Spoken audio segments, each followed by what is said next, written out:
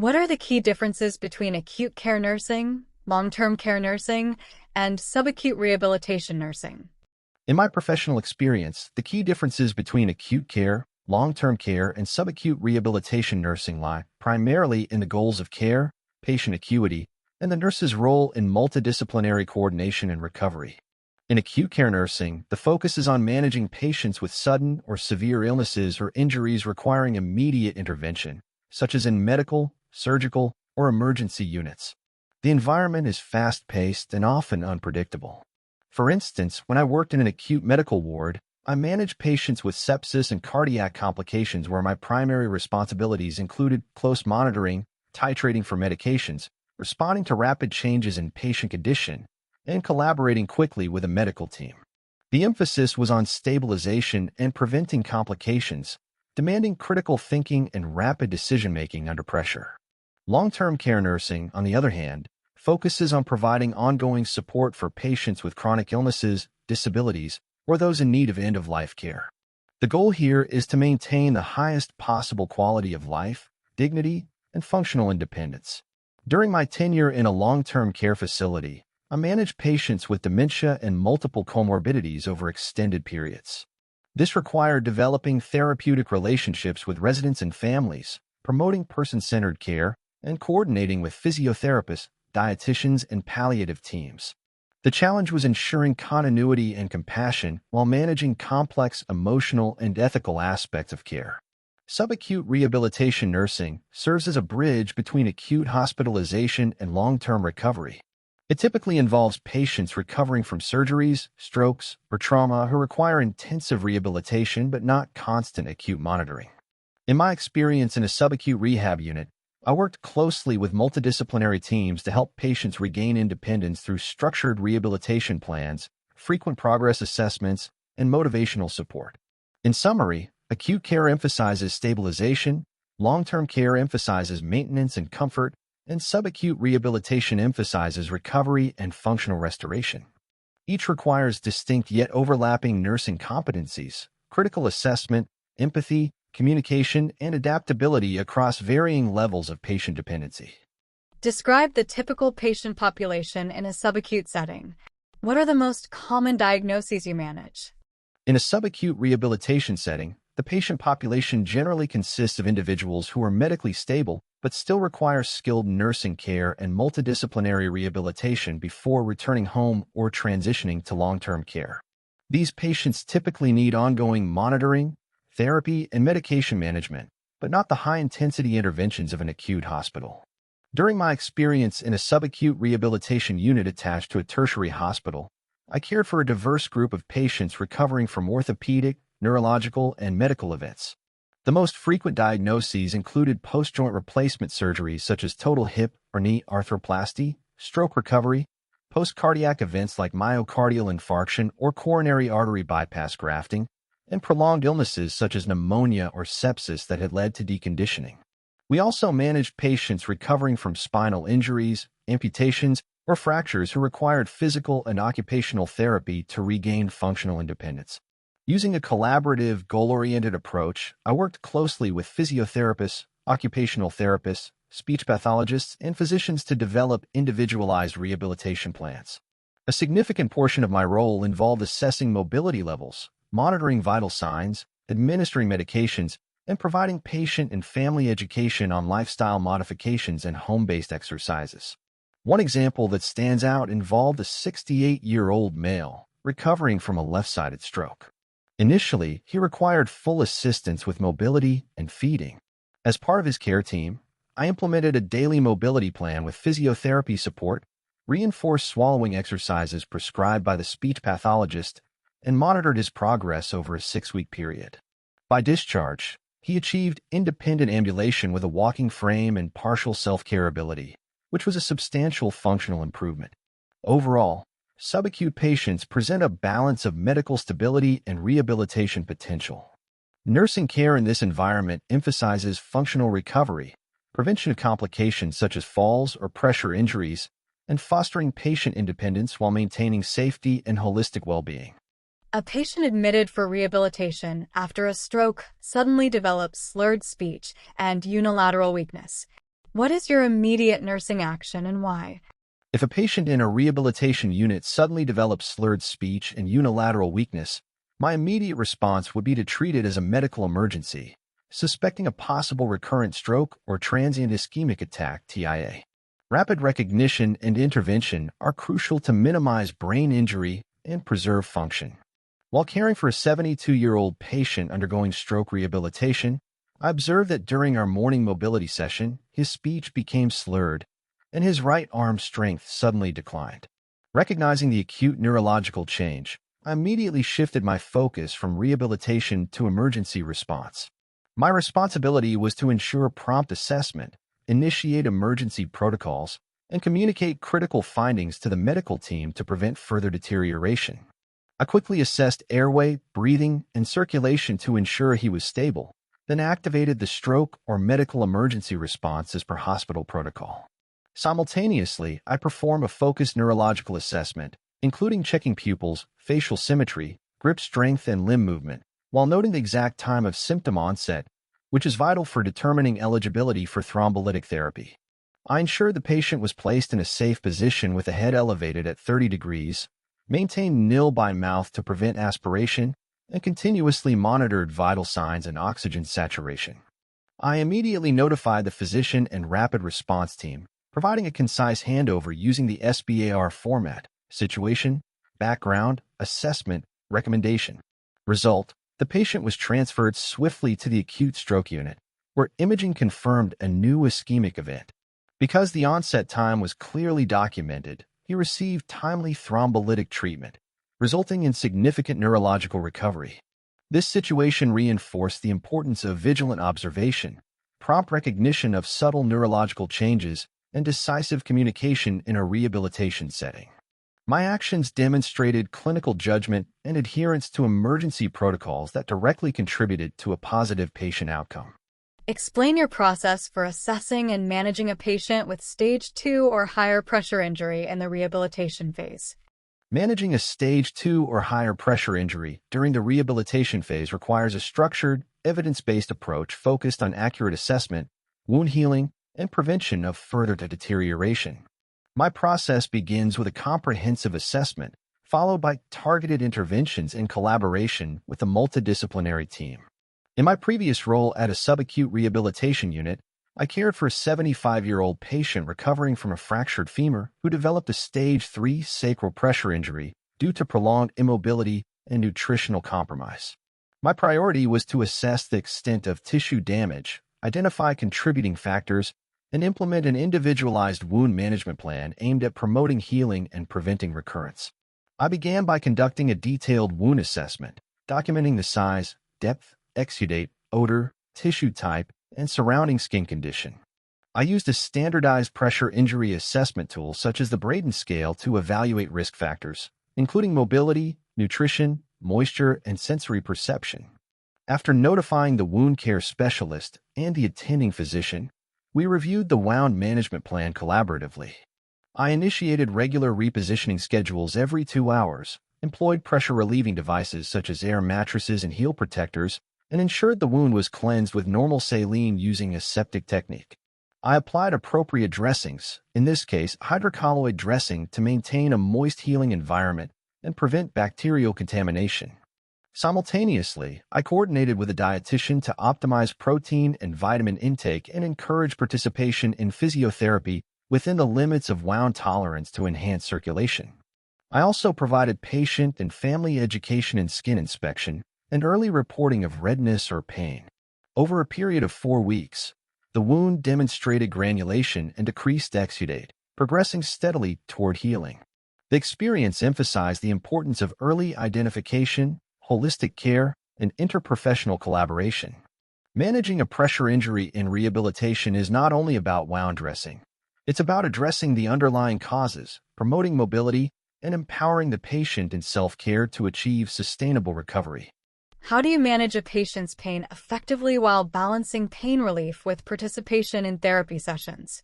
Effective pain management in a rehabilitation setting requires balancing optimal comfort for the patient with functional participation in therapy, ensuring neither pain nor oversedation hinders recovery. My approach integrates comprehensive assessment, individualized planning, pharmacological and non-pharmacological strategies, and close interprofessional collaboration. In my previous role at a subacute rehabilitation unit, I cared for a 64-year-old patient recovering from a total knee replacement. The patient experienced significant postoperative pain, which limited engagement in physiotherapy sessions and affected overall motivation. My objective was to control the patient's pain effectively while ensuring they remained alert and comfortable enough to actively participate in their rehabilitation exercises. I began with a thorough pain assessment using a standardized tool, numeric rating scale, before, during, and after therapy to evaluate the pain pattern and trigger points. I reviewed the prescribed analgesic regimen with a medical team and suggested adjusting the timing of analgesics so that peak effectiveness coincided with therapy sessions. For instance, administering oral analgesics approximately 30 to 45 minutes prior to physiotherapy allowed for optimal comfort during exercises. In addition to medication management, I implemented non-pharmacological measures such as cold compresses, limb elevation, gentle massage, and guided relaxation techniques to enhance comfort. I maintained open communication with a physiotherapist to tailor session intensity based on the patient's pain threshold.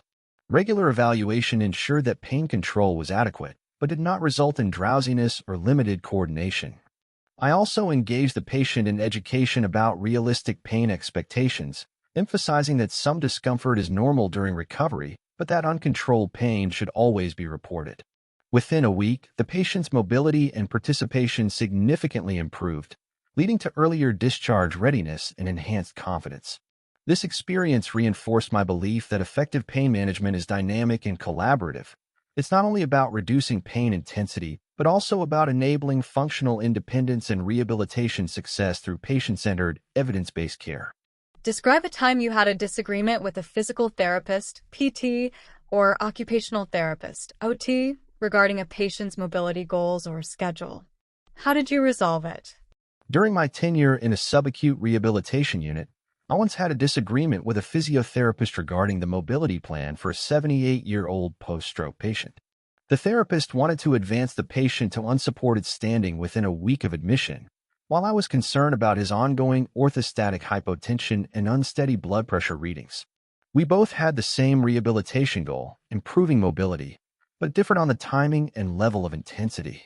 My task was to ensure the patient's safety while maintaining team cohesion and continuing progress in rehabilitation. I needed to communicate my clinical concerns effectively without creating conflict or undermining professional collaboration. I first reviewed the patient's recent vital sign trends and documented postural blood pressure readings, which showed a significant drop when the patient moved from sitting to standing. I then scheduled a brief discussion with a PT, approaching the conversation respectfully and focusing on objective data rather than personal opinion. I presented my findings, expressing concern about the risk of syncope and fall injury, and suggested a gradual transition plan, starting with seated balance and standing with support under close monitoring. To ensure an informed decision, we jointly reviewed the patient's progress notes and consulted the attending physician. We agreed to reassess mobility tolerance daily and adjust the plan accordingly. The collaborative adjustment led to safer progression. Within 10 days, the patient achieved independent standing with minimal dizziness. The PT later acknowledged that the cautious approach prevented potential setbacks. The incident strengthened our professional relationship and reinforced a culture of open communication, mutual respect, and patient-centered teamwork.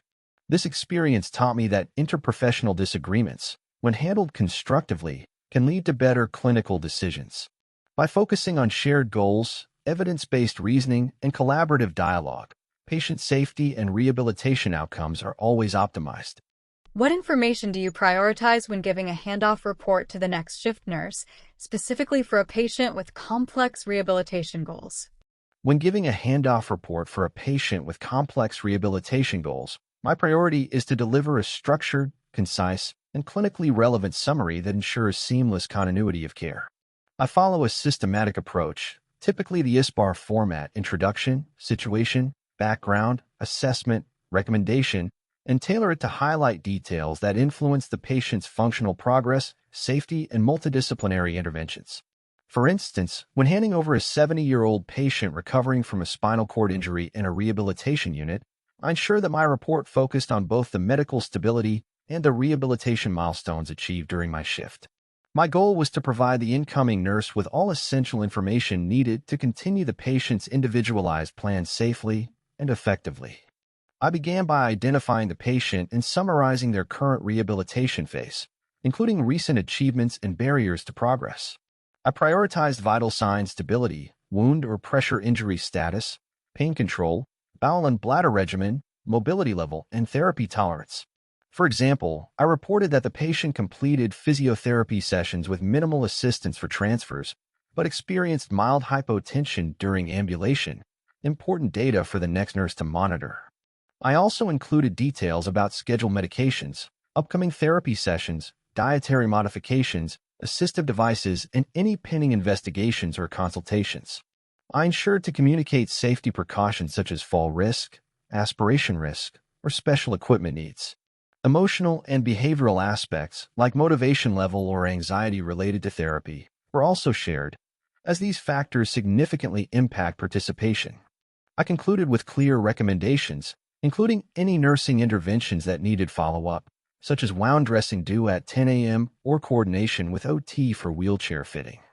This structured and comprehensive handover allowed the next shift nurse to anticipate patient needs and maintain consistent rehabilitation goals.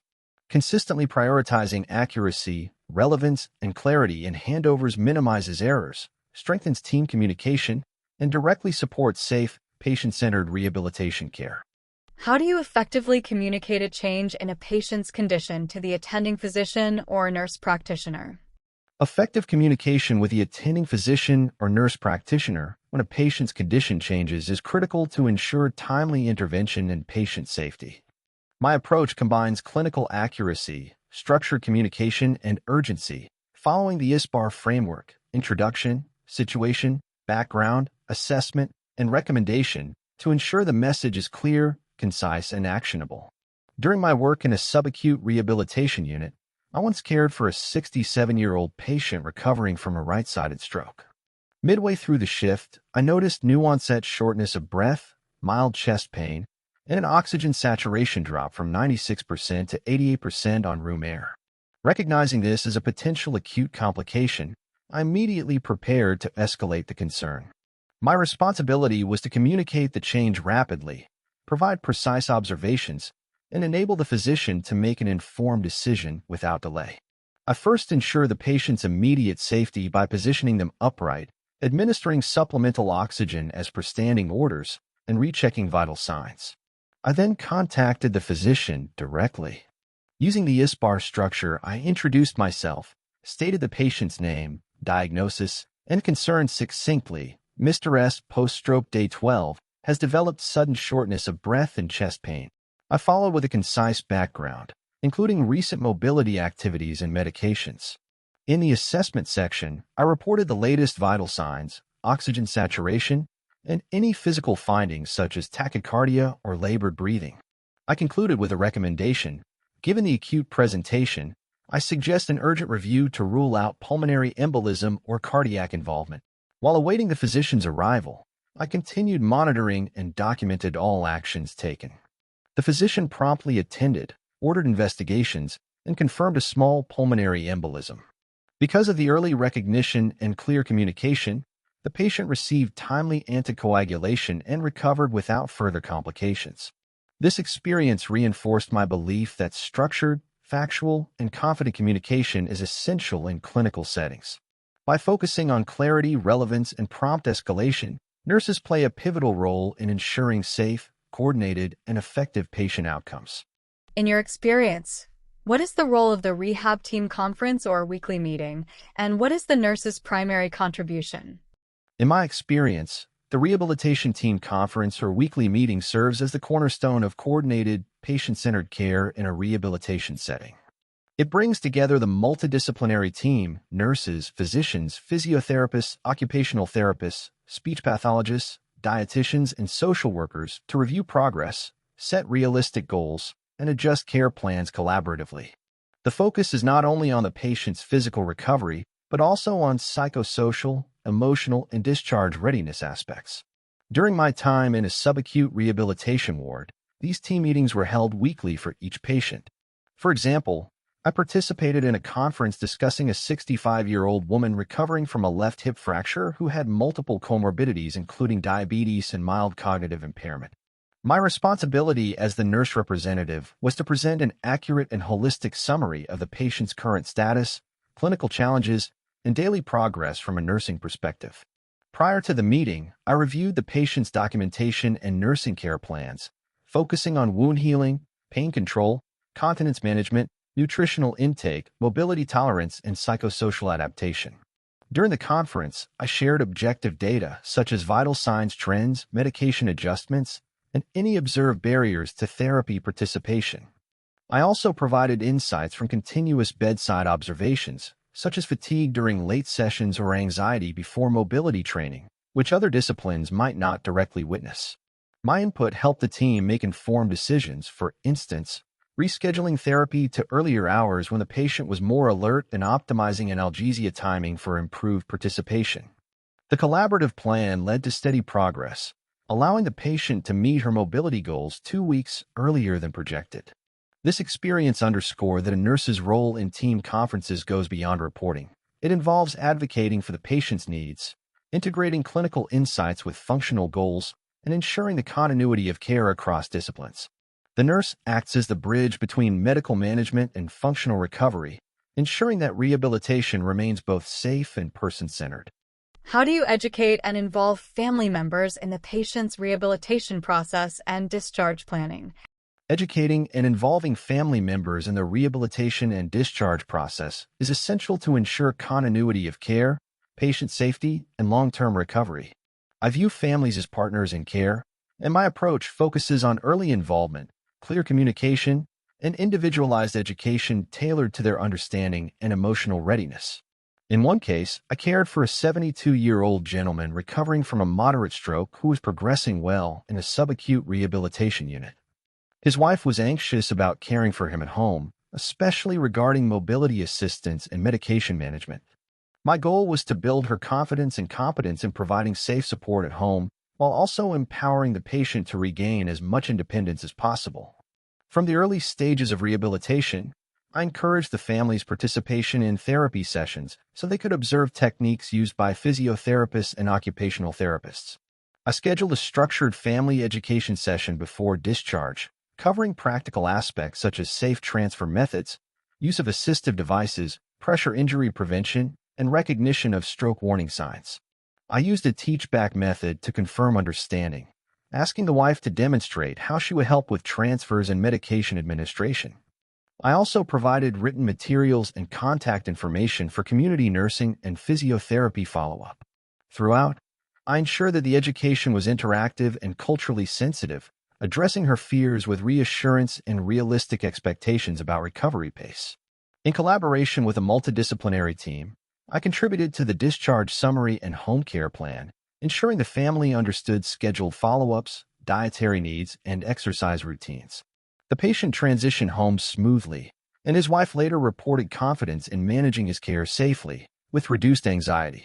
This experience reaffirmed the importance of consistent communication, empathy, and tailored education in preparing families for discharge.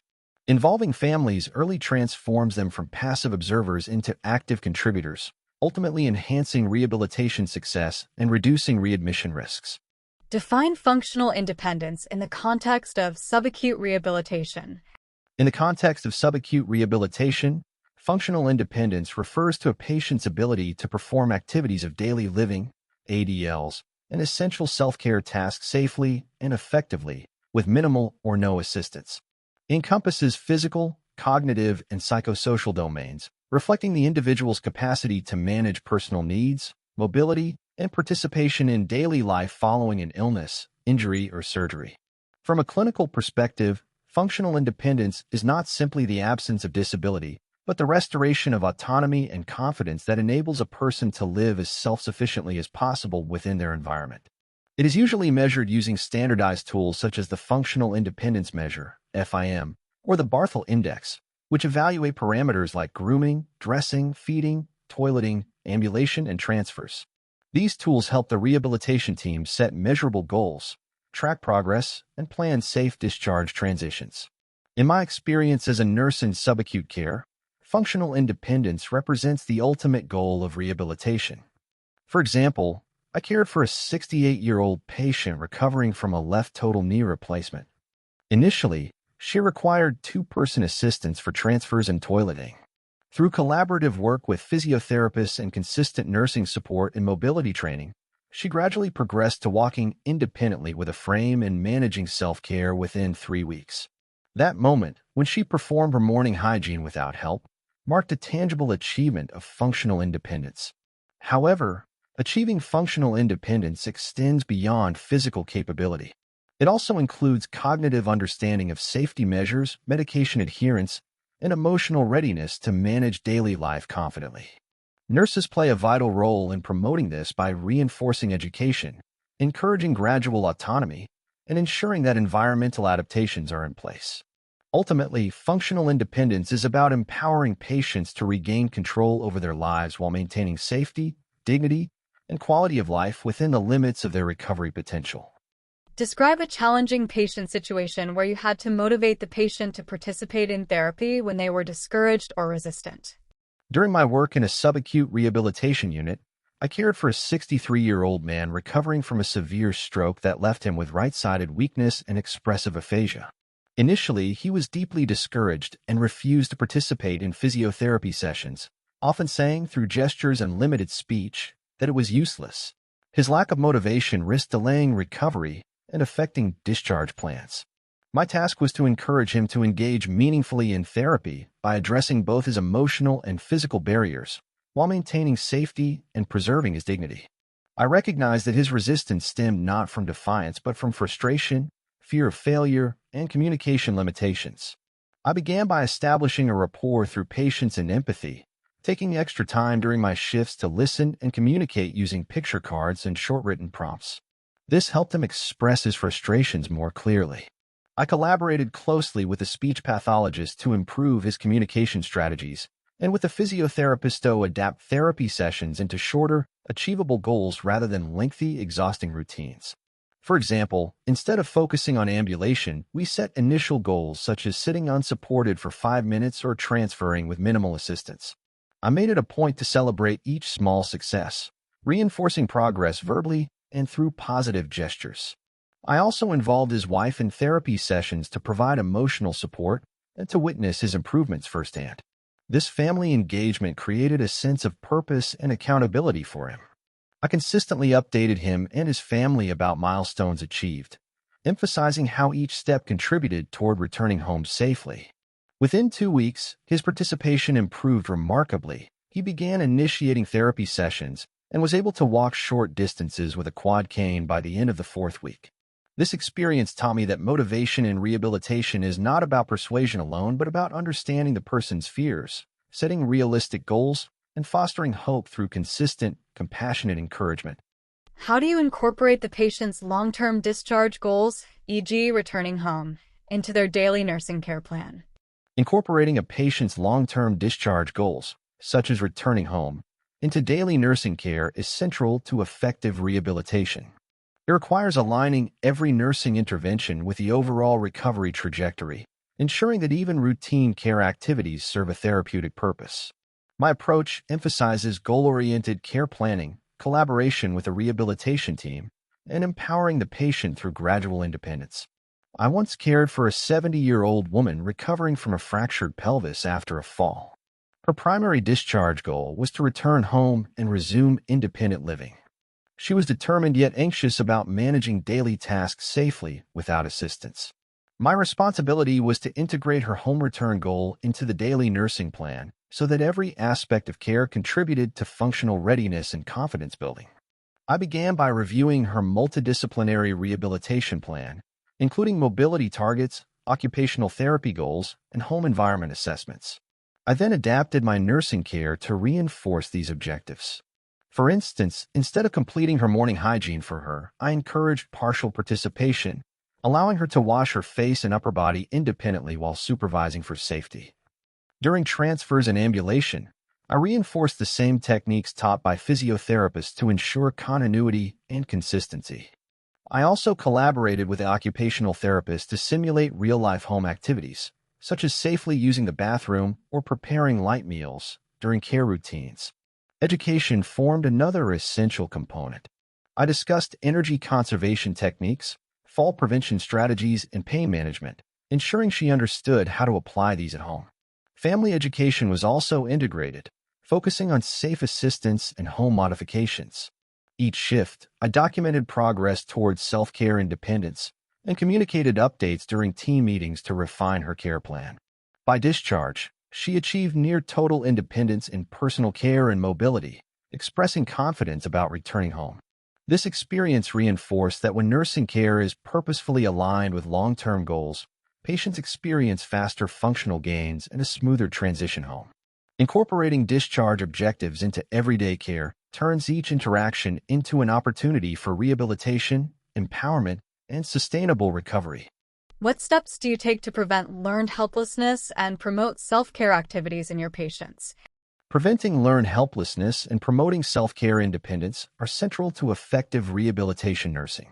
Learned helplessness occurs when patients, often after a prolonged illness or hospitalization, become overly dependent on caregivers and lose confidence in their ability to perform even basic tasks. My approach focuses on empowerment, graded independence, and positive reinforcement within a safe and supportive environment. I recall caring for a 74-year-old patient recovering from a right hip fracture who initially refused to attempt self-care activities, repeatedly saying, "You can do it faster." This behavior risked slowing her rehabilitation progress and diminishing her confidence. My objective was to encourage her to participate in self-care activities progressively, rebuilding her sense of autonomy while ensuring safety and emotional support. I began by assessing her physical capabilities and psychological readiness, noting that her reluctance stemmed more from fear of falling than physical limitation. To address this, I implemented a graded activity plan, starting with small, achievable tasks such as combing her hair or washing her face while seated. I praised each attempt, emphasizing progress rather than perfection. During daily routines, I encouraged her to take the lead, providing supervision instead of direct assistance whenever possible. I collaborated with the occupational therapist to introduce adaptive equipment that made tasks easier, such as long-handled sponges and reachers, thereby reducing frustration and boosting confidence. Consistency among staff was vital, so I communicated her progress and goals during handovers, ensuring all nurses followed the same empowerment-focused approach. I also involved her family, educating them to offer encouragement rather than doing tasks for her. Within 3 weeks, she regained independence in most ADLs, including dressing and grooming, and proudly remarked that she felt like herself again. This transformation reinforced my belief that rehabilitation nursing goes beyond physical recovery. It's about restoring confidence, dignity, and a sense of control. By setting realistic goals, reinforcing small achievements, and maintaining a supportive tone, I help patients move from dependency toward true self-efficacy. Tell me about a time when you successfully helped a patient achieve a significant rehabilitation milestone. Preventing learned helplessness and promoting self-care independence are central to effective rehabilitation nursing. Learned helplessness occurs when patients, often after a prolonged illness or hospitalization, become overly dependent on caregivers and lose confidence in their ability to perform even basic tasks. My approach focuses on empowerment, graded independence, and positive reinforcement within a safe and supportive environment. I recall caring for a 74-year-old patient recovering from a right hip fracture who initially refused to attempt self-care activities, repeatedly saying, "You can do it faster." This behavior risked slowing her rehabilitation progress and diminishing her confidence. My objective was to encourage her to participate in self-care activities progressively, rebuilding her sense of autonomy while ensuring safety and emotional support. I began by assessing her physical capabilities and psychological readiness, noting that her reluctance stemmed more from fear of falling than physical limitation. To address this, I implemented a graded activity plan, starting with small, achievable tasks such as combing her hair or washing her face while seated. I praised each attempt, emphasizing progress rather than perfection. During daily routines, I encouraged her to take the lead, providing supervision instead of direct assistance whenever possible. I collaborated with the occupational therapist to introduce adaptive equipment that made tasks easier, such as long-handled sponges and reachers, thereby reducing frustration and boosting confidence. Consistency among staff was vital, so I communicated her progress and goals during handovers, ensuring all nurses followed the same empowerment-focused approach. I also involved her family, educating them to offer encouragement rather than doing tasks for her. Within 3 weeks, she regained independence in most ADLs, including dressing and grooming, and proudly remarked that she felt like herself again. This transformation reinforced my belief that rehabilitation nursing goes beyond physical recovery. It's about restoring confidence, dignity, and a sense of control. By setting realistic goals, reinforcing small achievements, and maintaining a supportive tone, I help patients move from dependency toward true self-efficacy. What is the minimum data set, MDS, and what is the nurse's responsibility regarding its completion and accuracy in a subacute setting? The minimum data set, MDS, is a comprehensive, standardized assessment tool used primarily in subacute and long-term care settings to evaluate a patient's functional capabilities, medical conditions, and psychosocial well-being. It forms a critical component of the Resident Assessment Instrument, RAI, and serves multiple purposes, guiding individualized care planning, monitoring patient outcomes, ensuring regulatory compliance, and determining facility reimbursement through case mix classification systems. From a nursing perspective, the MDS is not just a documentation requirement, but a clinical responsibility that directly influences the quality and direction of patient care.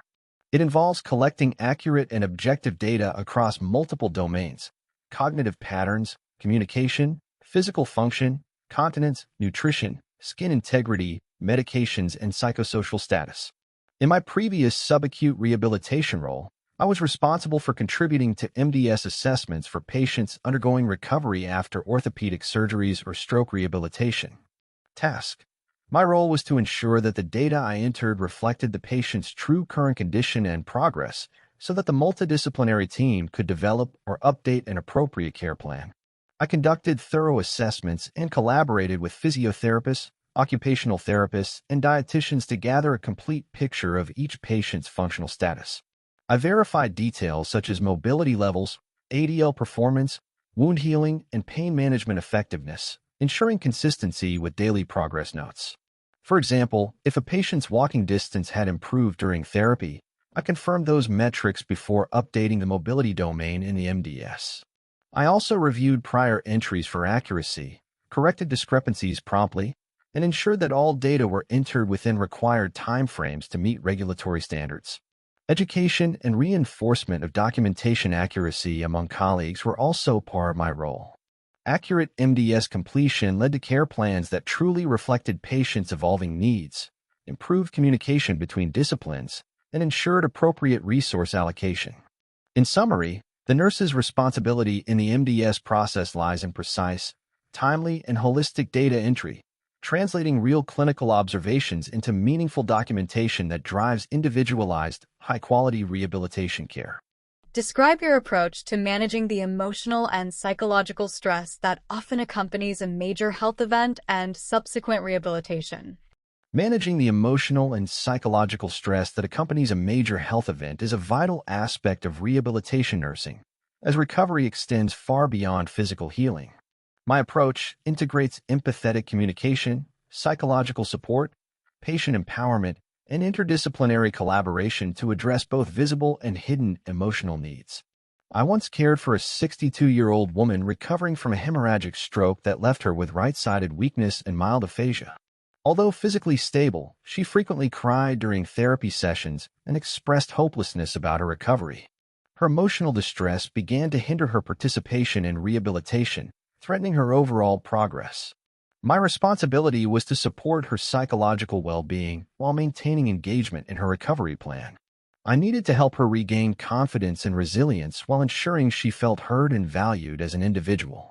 I began by establishing trust through consistent, compassionate communication, taking time each day to listen to her frustrations without rushing. I used active listening techniques and validated her feelings by acknowledging her fears as a normal part of recovery rather than dismissing them.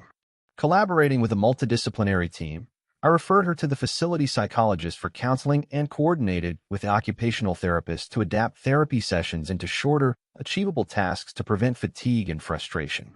To promote emotional empowerment, I set small, visible goals like grooming independently or transferring with minimal help and provided positive reinforcement after each success. I also encouraged her to keep a progress journal and involve her family by teaching supportive communication strategies to foster encouragement at home. Over the following weeks, her mood improved significantly, and she began actively participating in therapy, eventually walking with minimal assistance by discharge. She later thanked the team for believing in her when she couldn't. This experience reinforced my belief that rehabilitation nursing must treat both the body and the mind. By combining empathy, psychological insight, and patient education, I help patients transform emotional distress into motivation, empowering them to face recovery with hope, confidence, and dignity. How do you ensure you are meeting all documentation requirements for skilled nursing services? Ensuring that I meet all documentation requirements for skilled nursing services is fundamental to maintaining patient safety, legal compliance, and continuity of care. My approach combines meticulous time management, adherence to facility policy and regulatory standards, and accurate clinical reasoning in every chart entry. In my role at a subacute rehabilitation unit, I manage patients requiring skilled services such as wound care, IV therapy, and complex medication management. Given the high patient turnover and strict audit schedules, documentation accuracy and timeliness were critical not only for safe care, but also for Medicare and facility compliance. My responsibility was to ensure that every nursing intervention and observation was properly documented to reflect the skilled nature of care provided, demonstrating both the patient's ongoing needs and the nursing judgment involved. I adhered closely to the SOAP subjective, objective, assessment, plan, order, data, action, response formats depending on facility standards, ensuring the entries were concise, objective, and evidence-based. Each note clearly linked my nursing interventions to the patient's skilled needs. For example, detailing wound characteristics, treatment provided, and response rather than writing generic statements. I also documented any changes in condition, pain reassessments, therapy participation, and patient education immediately after care delivery to maintain accuracy. To ensure compliance, I routinely reviewed policy updates, audit feedback, and state/federal documentation guidelines. I used a checklist system at the end of each shift to confirm completion of all required flow sheets, care plans, and MAR/TAR entries. Collaboration with charge nurses and the MDS coordinator helped maintain alignment between charting, care plans, and interdisciplinary notes. Through this structured and proactive documentation approach, I consistently passed internal and external audits without deficiencies. My documentation has been commended by supervisors for being clear, defensible, and clinically strong, supporting accurate reimbursement and improving interdisciplinary communication. Ultimately, I view documentation as an extension of patient advocacy. It captures not just what I do, but why I do it, ensuring that skilled nursing care is visible, measurable, and accountable. What is your philosophy on patient safety in an environment where patients are encouraged to be mobile and take measured risks?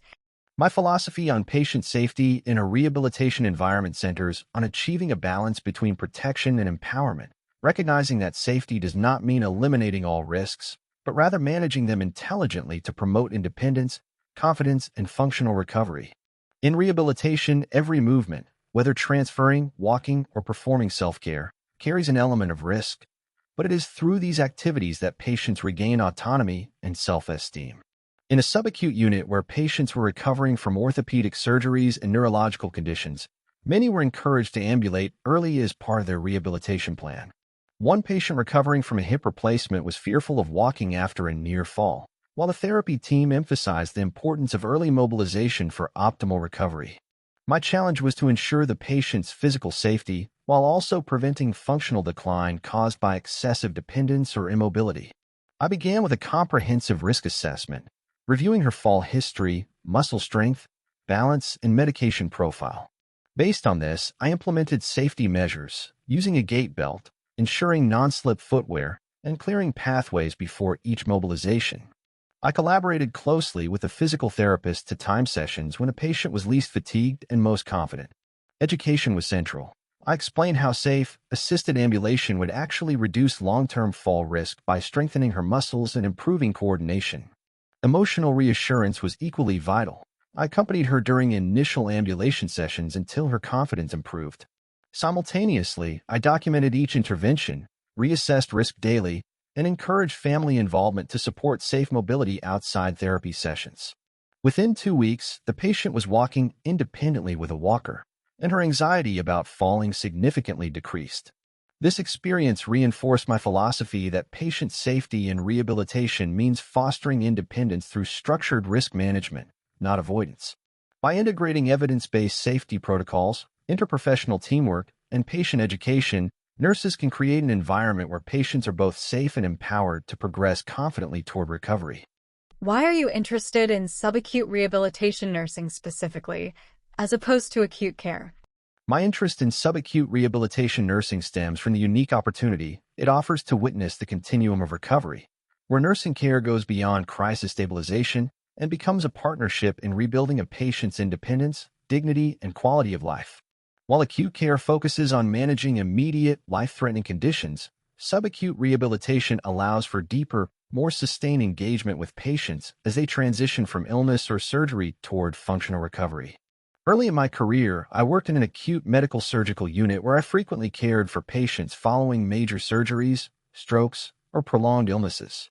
I found the fast-paced environment rewarding, but I often felt that the brief nature of acute care limited my ability to follow through on long-term patient outcomes. Patients would stabilize and transfer out, and I rarely had the chance to see them regain independence. I wanted to work in a setting where I could apply my clinical expertise to support patients holistically, addressing not just their physical healing, but their emotional resilience, motivation, and readiness for discharge back into the community.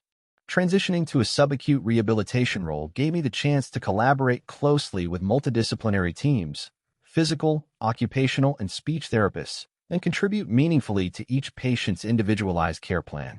I learned to integrate skilled nursing care with functional goal setting, education, and psychosocial support. I take particular satisfaction in helping patients regain self-care abilities, manage pain effectively, and overcome the emotional barriers that often accompany recovery. This setting has strengthened my clinical judgment, patience, and communication skills while giving me immense professional fulfillment. Watching a patient who once needed total assistance walk out of the facility independently is a deeply rewarding experience that reminds me of why I chose nursing in the first place. In summary, subacute rehabilitation nursing appeals to me because it blends clinical skill, patient-centered teaching, and emotional support, allowing nurses to play a vital role in transforming recovery into independence, a process that is both challenging and profoundly meaningful.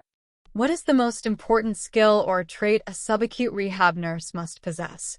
In my experience, the most important trait a subacute rehabilitation nurse must possess is clinical adaptability grounded in patient-centered empathy, the ability to think critically, adjust care plans dynamically, and motivate patients through a complex, often emotionally demanding recovery journey.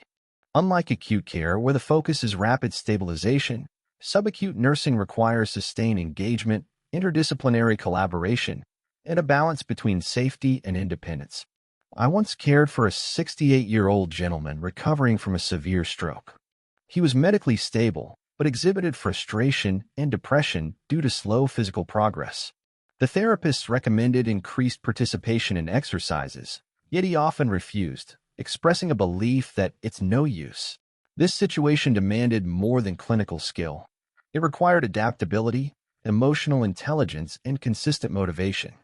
My goal was to help him engage actively in his rehabilitation while ensuring safety and adherence to therapy goals. I began by listening empathetically, acknowledging his discouragement, and explaining how small, consistent efforts lead to neurological improvement.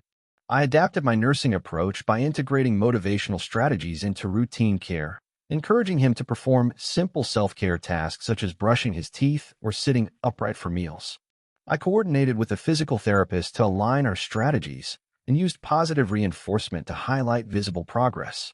Additionally, I involved his family by educating them on supportive communication techniques that foster encouragement rather than frustration. Within a few weeks, his participation improved notably, and he began initiating activities independently. His emotional outlook brightened, and by discharge, he achieved partial mobility with a walker, an outcome he initially thought impossible. This experience solidified my belief that the defining skill of a subacute rehab nurse is adaptability fueled by empathy, the capacity to tailor care to each patient's evolving physical, emotional, and motivational needs.